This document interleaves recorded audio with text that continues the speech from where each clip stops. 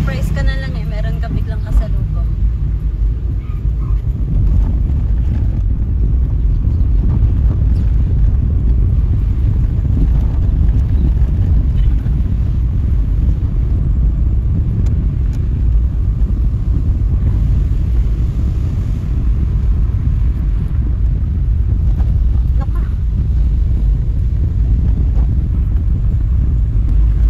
Tama po ba itong tinatahak naming landas? May community ulit. Community sa baba.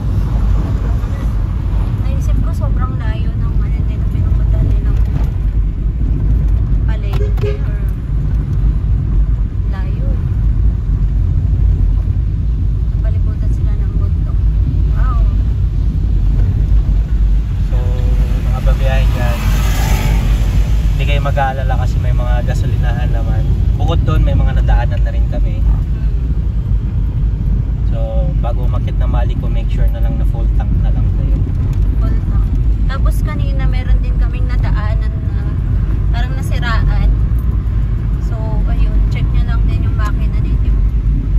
Kung good condition ba siyang bumiyahe. Kasi paakyat, paahon, tapos paliko-liko. Tsaka medyo mahaba. Ayun.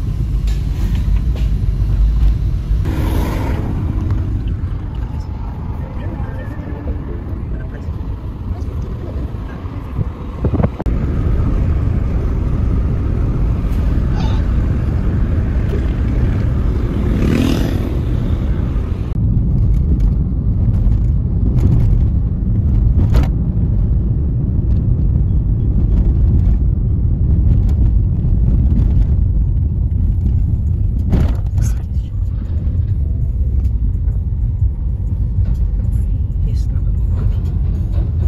It works.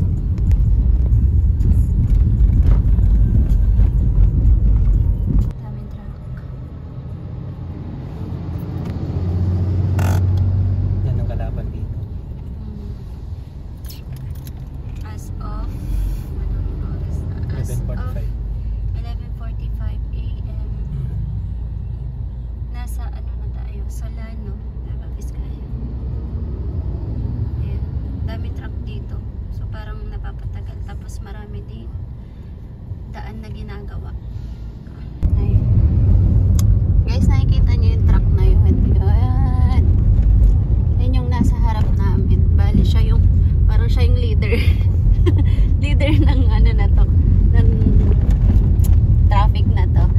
Pero ano yun, parang siya yung nag-cause kung bakit mababagal kami lahat dito na nasa likod niya. Pero naniniwala ako kasi may napanood din ako na kapag may truck sa harapan, parang angel mo siya. Oo, naniniwala ako doon kasi parang ini-slow down ka niya sa pwedeng mangyari doon sa pag mabilis ka. Kung maano-ano ka dyan, disagree ka ba? Disagree ka? Okay. Pinapa-slow down niya lang tayo. Kasi pag wala siya dyan, ay naku, sobrang bibilis natin, di ba? What if merong possible na mangyari ganun? So, blessing yon. Kapag traffic, blessing pa din yon. Ayun lang. Ayan. So, ano na? 12:18. Andito na tayo sa Diadi, Nueva Vizcaya. Sobrang laki ng Nueva Vizcaya or kasi parang kanina pa kami dito sa Nueva Vizcaya pero siguro dahil bundok na kaya medyo matagal tayo. Tsaka yun, Mga truck din, madami truck. Ayun lang.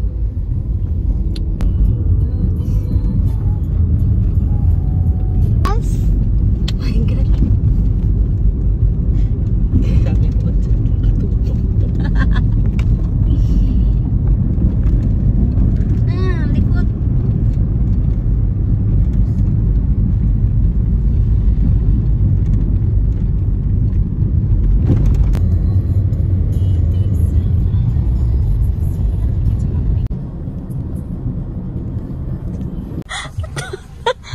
Akala ko hangin na. Mag-uunat daw siya. Ayaw niya kasi bigay yung manubela sa akin. Na oras natin ngayon ay time check 1:43 PM. Nandito na tayo sa San Mateo, Isabela. Pumagilid lang tayo saglit kasi binabawasan niya yung hangin ng gulong.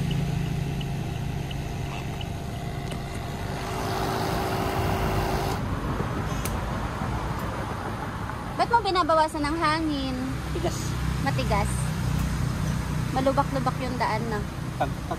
Matagtag. Kaya kailangan bawasan ng hangin.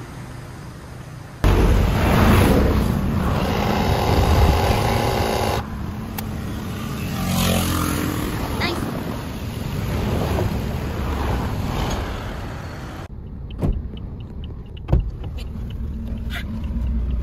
Let's go! Alright.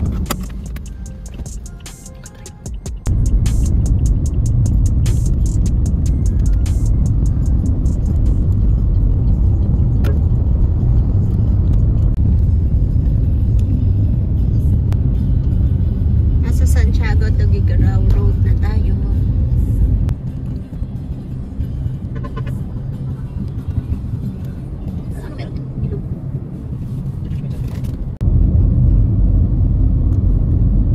Aurora. May Aurora Isabela. Aurora Isabela yun. Akala ko Aurora Province. Kaya patingin ako sa'yo. Tata tayo na Aurora.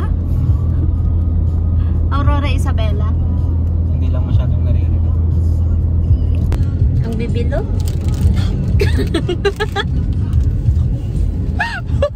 Huwag na nga. Shoot. Ang bibilo. Shhh. Factorization. Mami, yung gas natin, tignan mo. Go how? Saan na tayo magpagas? Ayaw nga.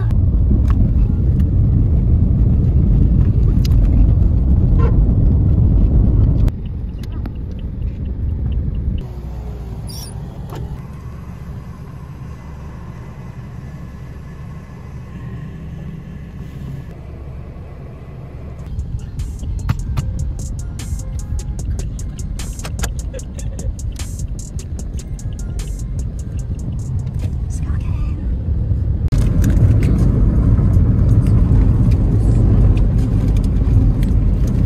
Mataas na daan.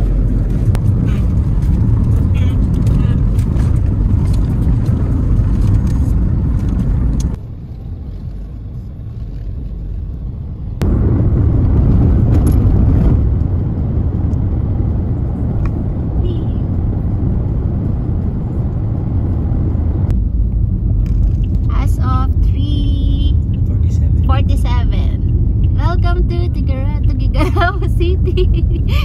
Mapapain. 3:47 PM. Let's go.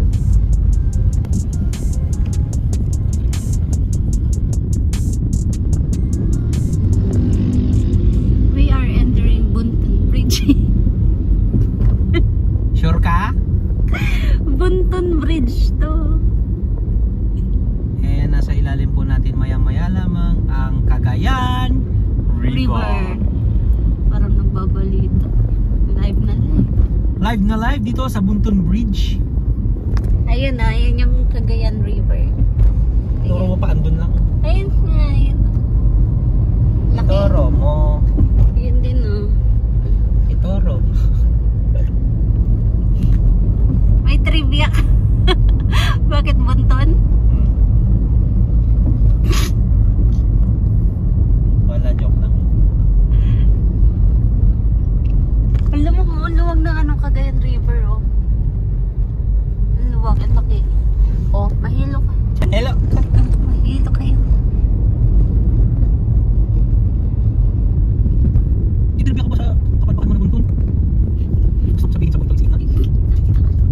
Maninunog tayo makatira. Mga mali mga taksan. Ayun na, may welcome to Gigarao. Gigarao lang. Pakabang mo. Welcome to Gigarao. Gigarao lang. Welcome to Gigarao. Gigarao lang.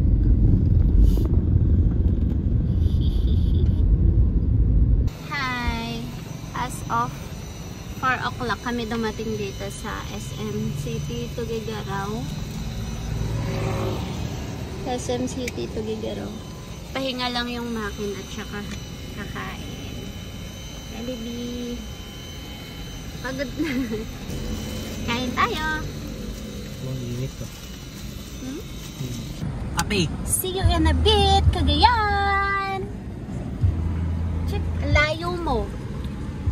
Ng Cagayan.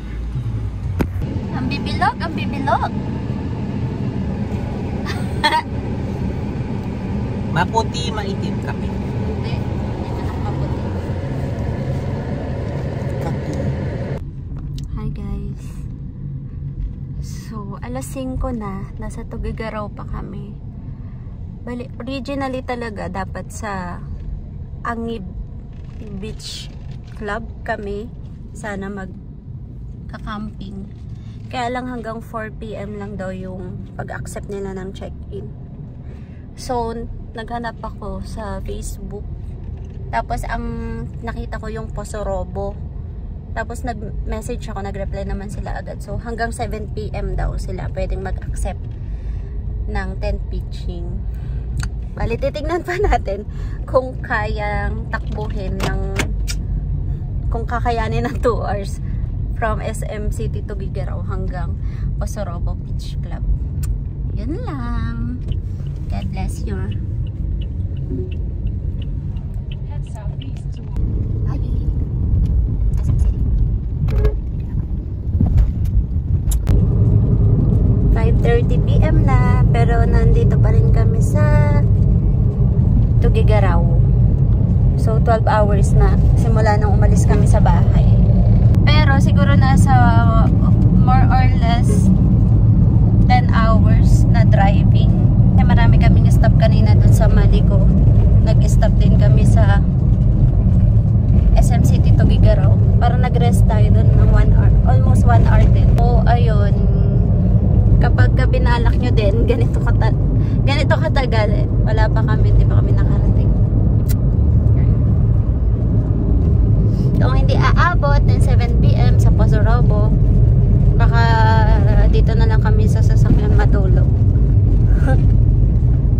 Kung wala kaming mahanap. Yun lang. Basta makarating ng safe doon. Abutan din kasi kami ng rush hour ngayong hapon. Dahil weekdays may mga pasok, may mga bata. Kaya pagkadadaan kami ng mga city proper, maraming sasakyan. Lalo na maraming mga tricycle, ganun. Okay lang, hindi natin hawak yun. We can control that. Wow.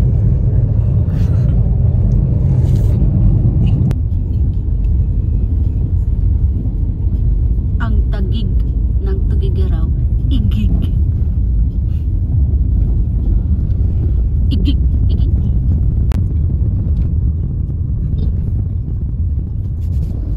Sabihin to eh. Pag nakakita ko ng ganyan, yung parang maliit na bundok, feeling ko, naalala ko yung Teletubbies. Di ba kasi ganyan yung bahay nila, yung parang may pabundok na maliit. Iglo. Hindi. Yung place nila dun sa Teletubbies, may ganon. Tapos may bahay sila. Eh, pag kanina pa ako nakakita ng ganon eh. Tetris dito. Ang Tetris yan. No. Para saan kaya yan?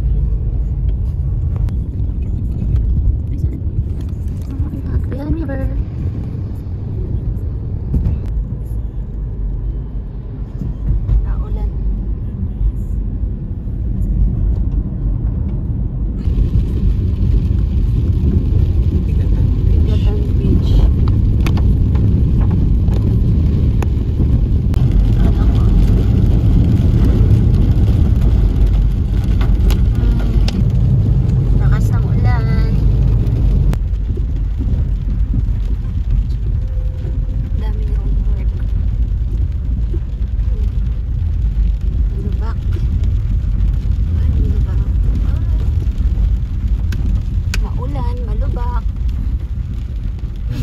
lahat.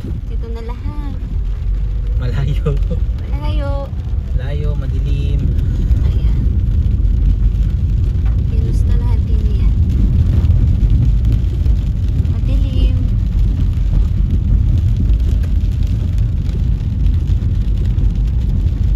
Uy, sunod pa.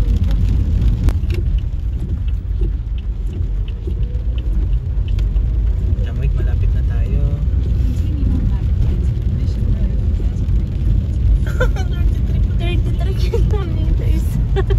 Dalawang tarlak pa ito. Nag-uwian pa ng tabi. 6:53 p.m. na. Bilis pa rin tayo.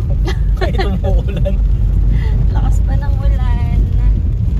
33 kilometers pa bago makarating ng Pusorobo.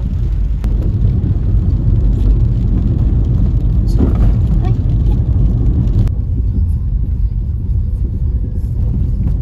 Stop. Bilis ang panahon.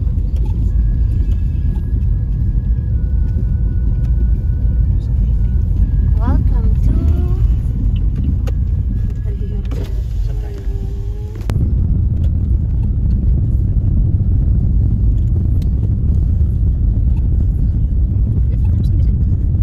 Saan takan na tayo eh? So, dalan natin sa Vicente. Oo, nakalabo. San Vicente Road? Doon sa may Gonzaga. San Vicente. Mahaba nga eh. Malayo pa na ito. Pupunta tayo ng Palawi. Doon lang nag-iisang daan. Sityo ka ba? Waiting shed. Hindi kami ilaw.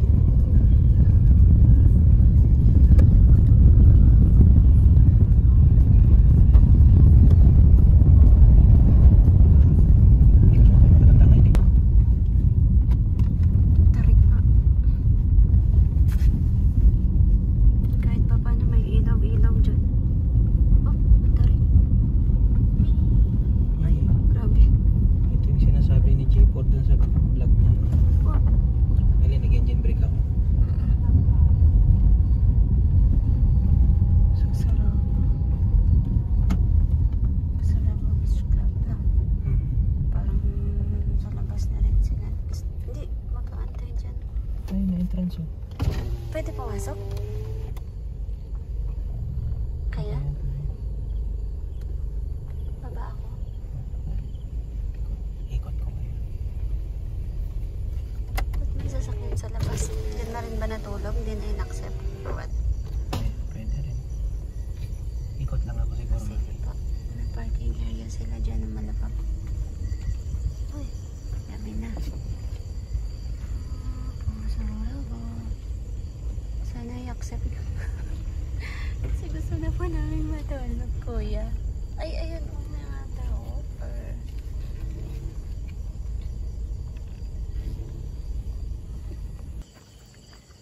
Magtatanong tayo kung nag-a-accept pa sila. Kasi anong oras na ba? 8:54. Reception. Pero bukas ang ano nila. Gate. Dito kami po.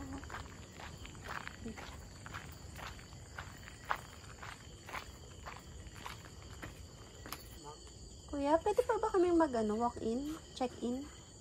Ilang kayo? Dalawa lang po kami. Na-overnight ba? Opo. Pwede daw 10. Pwede daw 10. Pero yung kwan ma'am, yung may corkage kasi yung kwan yung... Yung 10 po na. Tama po ba? 500 po, no? Oo ma'am. Tapos may entrance. Opo. 500. 500 po kami dalawa. Oo. Bali 1,000 po, no? Oo ma'am.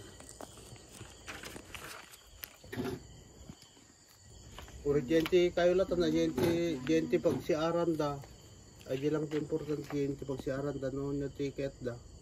Siyempre duduwa da mo. Sige no.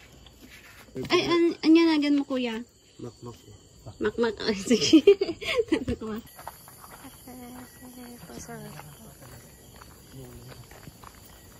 Thank you, Lord. May nag-accept sa amin. Hey.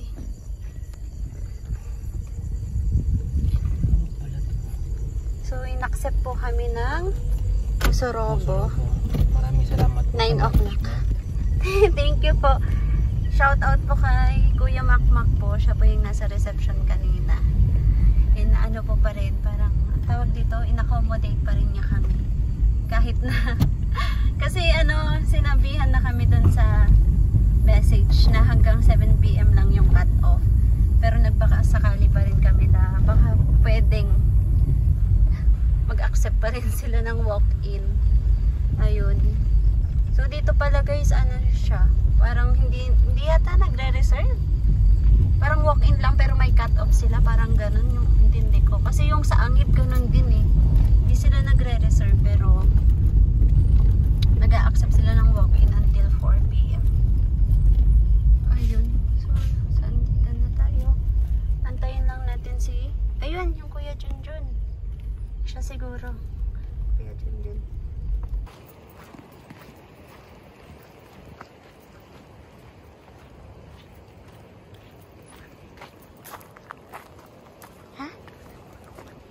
Oh no. Saan siya? Ayun. Kuya, magsalita ka. Ang ganyan sana.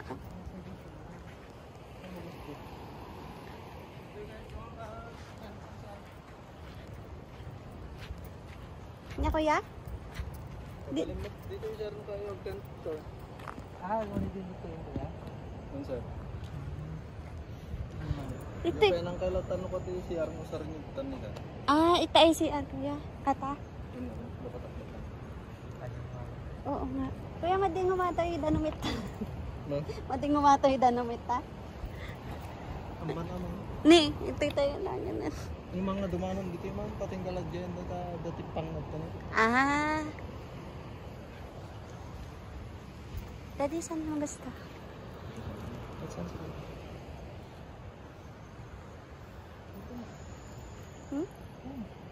Yun na yung tubig. Ayan, siya si Kuya Junjun. Hi guys! So, nakarating na nga kami dito. And 9:21 na, magse-set up pa kami ng tent namin. Sobrang hassle no kapag nakakabili din talaga yung mga campers. Kasi pagod ka na, syempre ang tagal ng biyahe namin, parang ilang oras? 14 hours kasama na yung mga stopover namin. Tapos magse-set up ka pa ng ng tent. Tapos dito sa place pala na to ng Posorobo, wala kaming kasabayan tonight kasi nga Thursday ngayon, kaya siguro konti lang. Pero meron silang mga ganyan. Ayan. Tapos sila kuya, inalaw naman kami na pwede kami mag-set up kahit saan dito. Diyan, tas pwede din dito sa harapan. Ayan. Pero parang mas gusto namin magtayo na lang ng tent dito sa malapit sa CR. Yun yung CR. Dito na lang kasi baka pag umulan at least meron kaming lilim. Ayun, magse-set up muna kami.